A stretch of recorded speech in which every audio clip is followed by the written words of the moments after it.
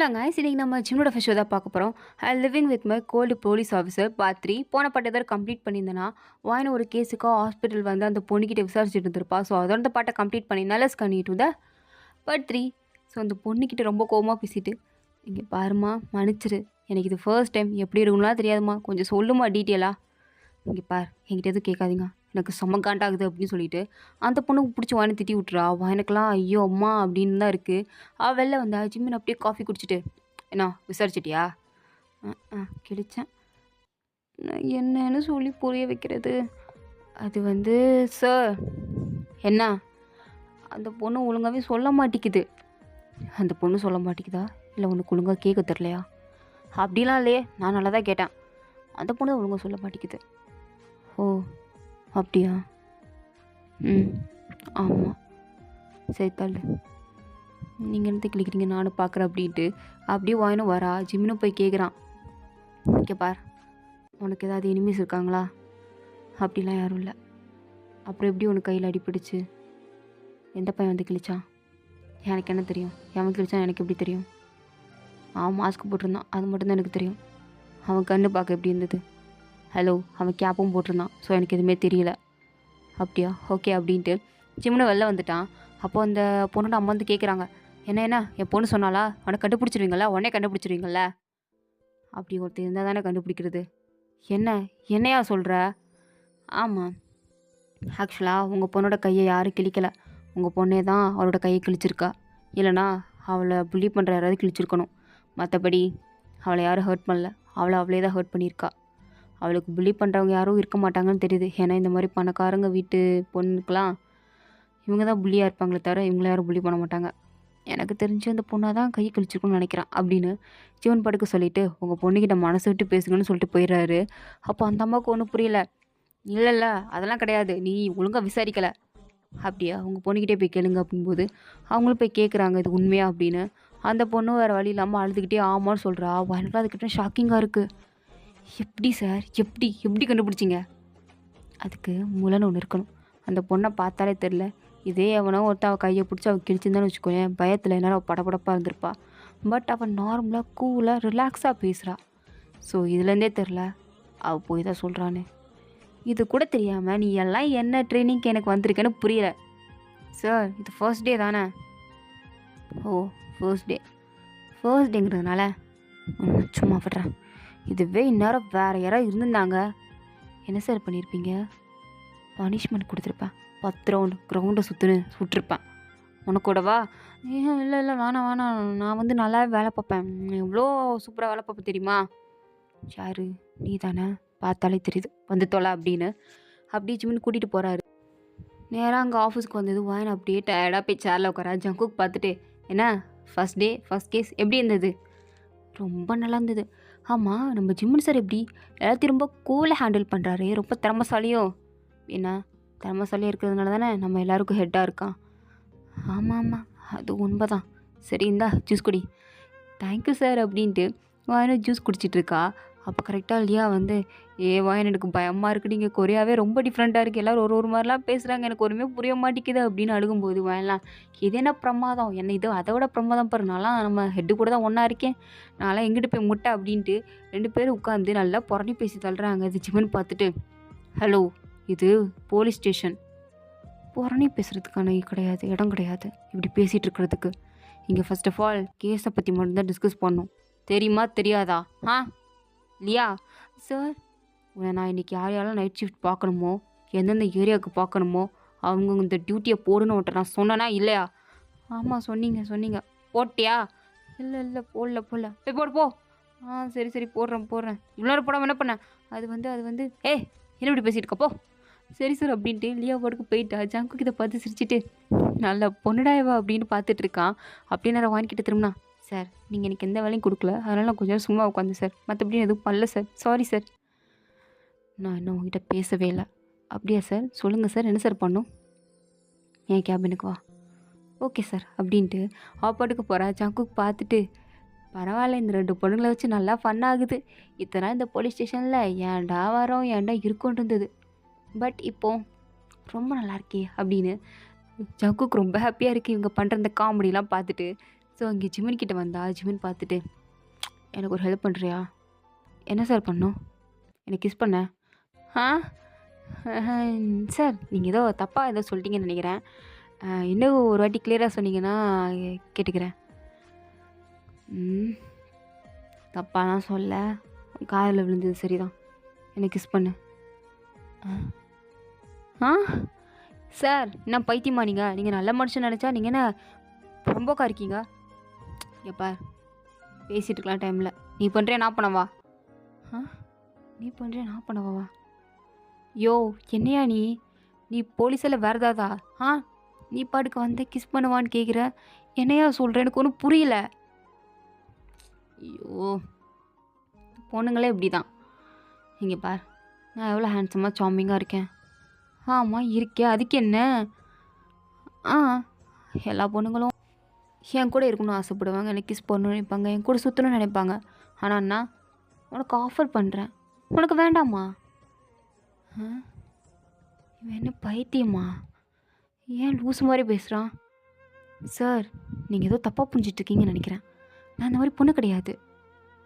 நடிக்காத. நீ பிளான் பண்ணி தானே என் கூட இருக்கணும்னு நினைக்கிற? எப்படி இப்படி ஒரு ரூட்டில் வந்தால் உன்னை எனக்கு பிடிக்க ஆரம்பிக்கணும்னு நினைக்கிறியா? சார் நான் உங்களை ஒரு பெரிய இடத்துல வச்சுருக்கேன். நீங்கள் இப்படிலாம் பேசி ரொம்ப கீழே போயிடாதீங்க. அது உங்களுக்கு தான் ரொம்ப அசிங்கம். உங்கள் மேலே நிறைய மதிப்பு மரியாதை இருக்குது.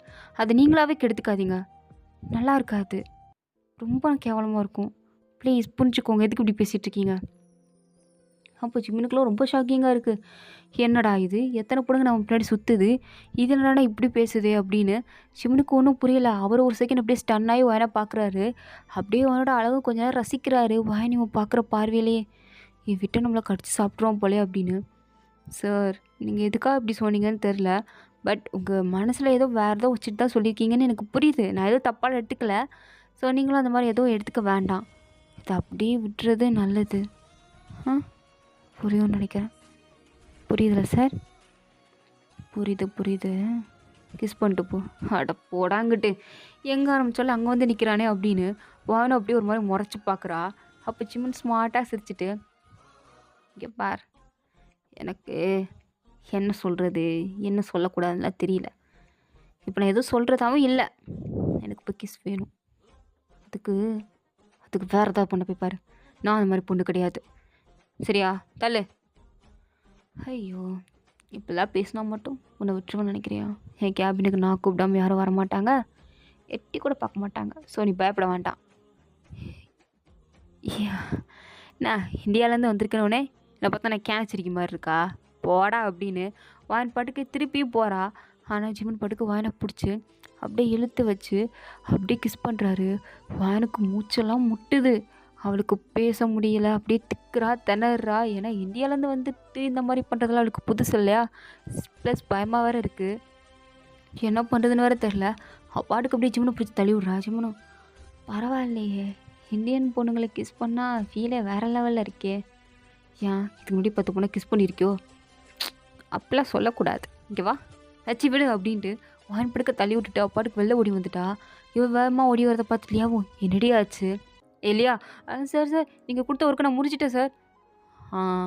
நல்லது, கிளம்பு. அவகிட்ட உன்னை நான் பேச சொல்லவே இல்லையே. சரி சார் நான் பேசலை அப்படின்ட்டு இல்லையா பயந்துட்டு ஓடிட்டா. அப்போ சங்குக் பார்த்துட்டு, டேய் மச்சான் எதுக்குடா அந்த பொண்ணை இப்படி மிரட்டுற? ஏன் உனக்கு என்ன லியா மேலே ஏதாவது ஃபீலிங்ஸ் இருக்கா? அப்படி சொல்ல முடியாது, பிள்ளை மேலே இன்ட்ரெஸ்ட் இருக்குது, ஏன்னா ட்ரை பண்ணி பார்க்கலான்ட்ருக்கேன்.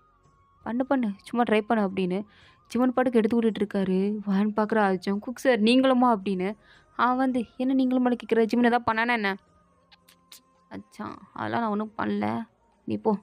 நீ லியா தானே ட்ரை பண்ணுறேன்னு சொன்னேன், அவளை போய் என்னன்னு பாரு. நான் வாயனை என்னன்னு பார்க்குறேன். ஓ சரி மச்சான், சரி புரியுது. நீ என்னன்னு பாரு, நான் அங்கே போய் என்னன்னு பார்த்துட்டு வந்துடுறேன். நான் பார்த்துக்கிறேன், நீ பாரு. சரி போ. அத்தாடி, நம்ம இங்கே ட்ரைனிங்க்கு வரோன்னு நினச்சா வேறு ஏதோ இடத்துக்கு மாட்டிக்கிட்டோம் போலையே. எல்லாரும் ஒரு மார்க்கமாக இருக்கானுங்க. மற்ற ஆளுங்களாம் எப்படின்னு பார்த்தா அவங்க எல்லாரும் நார்மலாக இருக்கிற மாதிரி தான் இருக்குது. இவங்க 2 பேரும் தான் கொஞ்சம் வித்தியாசமாக இருக்கிற மாதிரி எனக்கு ஃபீல் ஆகுது. அவள் இவங்க கூட சேரவே கூடாதுன்னு சொல்லிக்கிட்டு அங்கே ஒரு வயசான ஒரு போலீஸ் ஆஃபீஸர் இருப்பார். ஸோ அவர்கிட்ட போய் உட்காந்துக்கிட்டு, சார் நான் உங்களுக்கு தான் ஹெல்ப் பண்ணவா? ஆமாம்மா நல்ல வேளை வந்தேன். இந்த ஃபைலெல்லாம் கொஞ்சம் அரேஞ்ச் பண்ணி வை. இதெல்லாம் எந்த கேஸோடது என்னென்னு குழம்பியிருக்கு. ஸோ அந்த ஃபைலெல்லாம் கொஞ்சம் எடுத்து வை அப்படின்னு சொல்லும்போது அவளும் சரி சரி அப்படின்னு சொல்லிட்டு அதை எடுத்து வச்சிட்ருக்கா. சிவன் பார்த்து சிரிச்சுட்டு அவர் பாட்டுக்கு அங்கேருந்து அவரோட ஒர்க்கை பார்க்க போயிடுறாரு. ஸோ அப்போ அங்கே ஒரு லேடி வந்து கரண்டி எடுத்துகிட்டு ஓடி வராங்க. ஸோ ஓடி வந்த வேகத்துக்கு யாராவது இருக்கீங்களான்னு கத்துறாங்க. வாயனுமே என்னடா இப்படி கத்துறாங்களே அப்படின்ட்டு, அம்மா சொல்லுங்கள் என்ன வேணும் அப்படின்னு கேட்கும்போது, என் புருஷன் நாங்கள் அடிச்சிட்டு இருக்கானுங்க வந்து காப்பாற்றுமா வா வா. காப்பாற்றணுமா இருங்க சார், யாரோ அங்கே அடிக்கிறாங்களா வந்து காப்பாற்றுவீங்களா? ஏம்மா நீ போலீஸ் அனுமா நான் ஒன்றும் தான் கூப்பிட்டுருக்கேன். ஐயய்ய நான் என்ன போலீஸ் ஆகலை, நான் ட்ரெயினி. பரவாயில்ல வா இருங்க நான் அவங்கள கூப்பிடணும்ல. லியா பார்த்துட்டு பதறா, ஐயோ யாரோ வாங்கலை அப்படின்னு. அப்போ சிமின் பார்த்துட்டு யாரும் போகாதீங்க, அவங்க 2 பேர் மட்டும் போகட்டும்னு சொல்லிட்டு அவங்க பாட்டு உட்காந்துட்டு இருக்காங்க. அந்த அம்மா பிடிச்சி கத்திட்டு இருக்கு, வாயினை தான் பிடிச்சி, ஏம்மா நீ வருவியா மாட்டியாம்மா? அங்கே என் புருஷன் அடி வாங்கி செத்து போயிடுவான் போல, செத்ததுக்கு அப்புறம் தான் வருவியா? ஐயோ இருங்கம்மா நான் வரேம்மா. அது அது வந்து ஐயோ ஜங்குக் சார் எனக்கு வேலை இருக்குது நீயே போயிட்டு வா. ஐயோ இவனு இப்படி சொல்கிறானே அப்படின்ட்டு வாயினு வர வழி இல்லாமல் லியா நீயாவது வாடி அப்படின்னு சொல்லிட்டு லியாவை கூட்டிகிட்டு அந்த பிளேஸுக்கு போகிறா. ஸோ அங்கே பார்த்தா 4-5 தடியனுங்க போட்டு அடியடியும் அடிச்சிட்டு இருக்காங்க. வாயினும் இப்போ நம்ம ரெடி பண்ணணும், என்ன கேட்டால் எனக்கு ரெடி தெரியும்.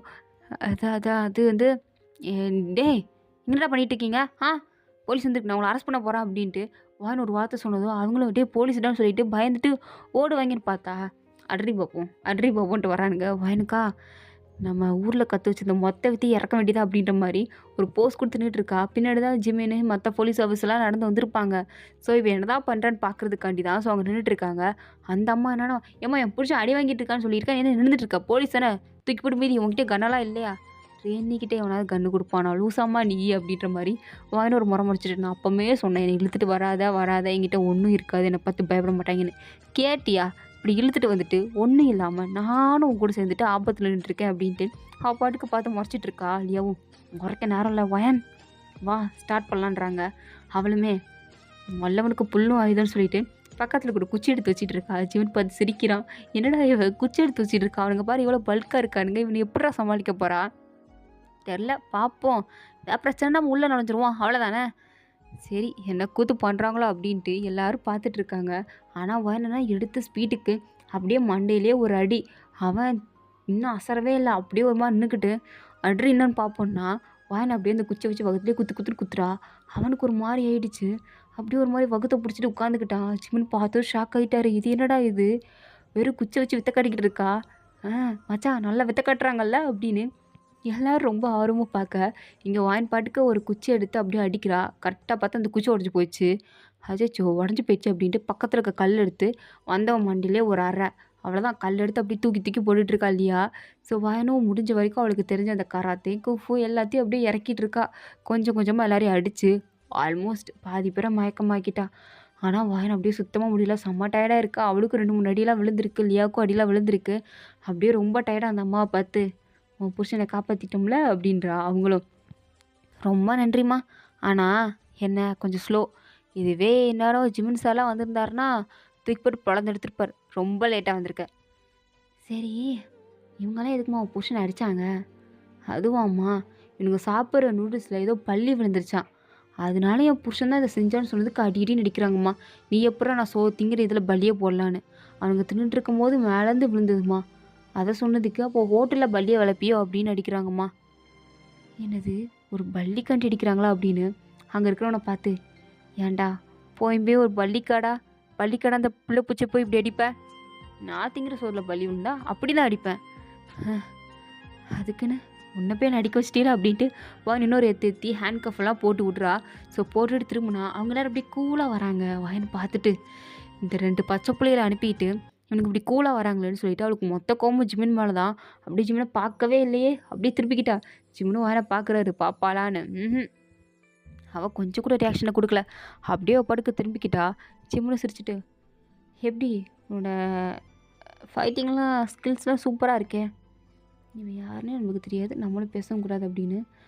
ஜங்குக் சார் நான் வந்து இவங்க எல்லாருக்கும் ஹேண்ட் கஃப் போட்டுட்டேன், ஆனால் நான் 2 பேர் இருக்காங்க அவங்களுக்கு ஹேண்ட் கஃப் பார்த்தலை, உங்கள் இதை கொஞ்சம் கொடுக்க முடியுமா?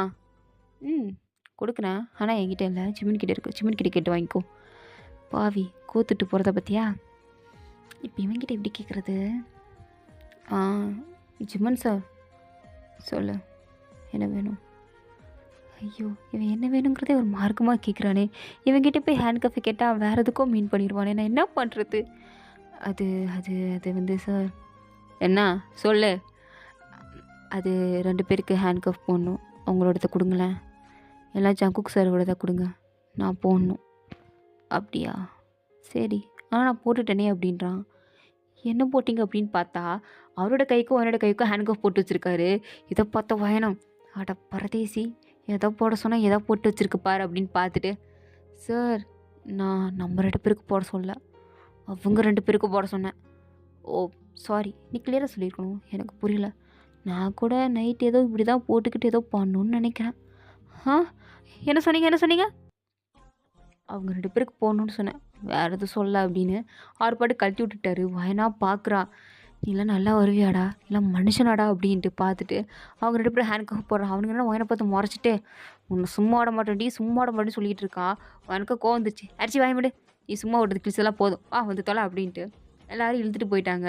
ஸோ எல்லோரும் வாயனை பாராட்டுறாங்க, வாயனையும் லியாவையும்.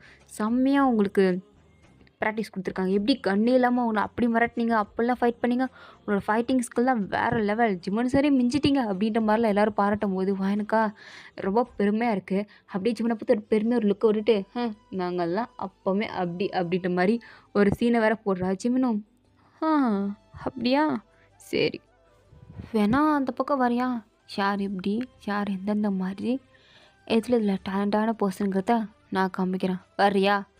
ஆளை விட்றா சாமி, உங்ககிட்ட நின்னால இந்த மாதிரி தான், நான் சாப்பிடவே இல்லை, எனக்கு பசிக்குது அப்படின்ட்டு வாயன் பாட்டுக்க லஞ்ச் வாங்கலாம் அப்படின்னு சொல்லிட்டு அப்படியே ஸ்டேஷனுக்கு வெளில நடந்து போயிட்டா. ஸோ ஜிமினோ, வேன் எனக்கும் சேர்த்து வாங்கிட்டு வா.